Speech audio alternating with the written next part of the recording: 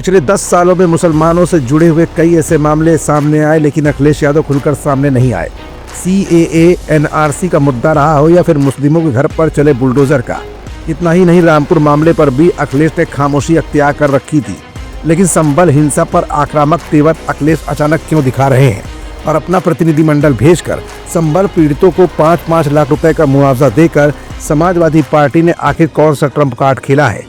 अखिलेश यादव के पीछे कौन सी राजनीतिक मजबूरी का साया अब तक पीछा नहीं छोड़ रही है? और संभल पीड़ितों को न्याय मिलने को लेकर अखिलेश जितना आक्रामक दिख रहे हैं, मुसलमानों के अन्य तमाम प्रकरणों पर अखिलेश अब तक क्यों चुप बैठे रहे? ये कुछ ऐसे सवाल हैं जिनका जवाब अपनी आज की इस रिपोर्ट में हम आपको दिखाएं या बताएं। उससे पहले पिछले 2022 के विधानसभा चुनाव से लेकर 2024 में हुए लोकसभा चुनाव तक का रुख कर लिया जाता है। दरअसल 2022 यूपी विधानसभा चुनाव और 2024 के लोकसभा चुनाव में मुसलमानों का 85% से ज़्यादा वोट समाजवादी पार्टी को मिला। इसके चलते ही विधानसभा में सपा की ताकत बढ़ी है और लोकसभा में तीसरी सबसे बड़ी पार्टी बनकर समाजवादी पार्टी उभर कर सामने आई। यूपी के सियासी इतिहास में मुस्लिमों ने इतनी भारी मात्रा में किसी भी दल को वोट नहीं दिया।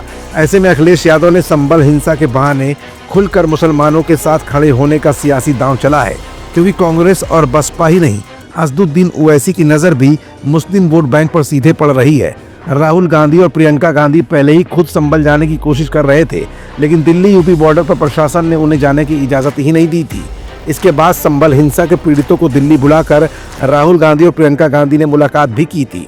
इस तरह से कांग्रेस ने संभल पीड़ितों के साथ खड़े होकर राजनीतिक संदेश समाजवादी पार्टी को देने की कवायद की थी। ऐसे में अखिलेश यादव संभल के बहाने मुसलमानों के साथ ऐसे ही नहीं खड़े, बल्कि सपा की सियासी मजबूरी भी है। अब अखिलेश के पीछे कौन सी सियासी मजबूरी है, जरा इस पर भी रोशनी डाल लेते हैं। उत्तर प्रदेश में 20% के करीब मुसलमान हैं। ऐसे में मुस्लिम मतदाता अगर सपा से छिटका तो अखिलेश यादव के भविष्य की राजनीति के लिए बड़ा सियासी संकट खड़ा हो सकता है। इसकी वजह यह है कि सपा का सियासी आधार मुस्लिम वोट बैंक पर टिका है, और अगर ये वोट बैंक छिटक कर बसपा और कांग्रेस या फिर किसी भी मुस्लिम आधार वाली पार्टी के साथ जाता है तो निश्चित तौर पर अखिलेश की टेंशन बढ़ सकती है।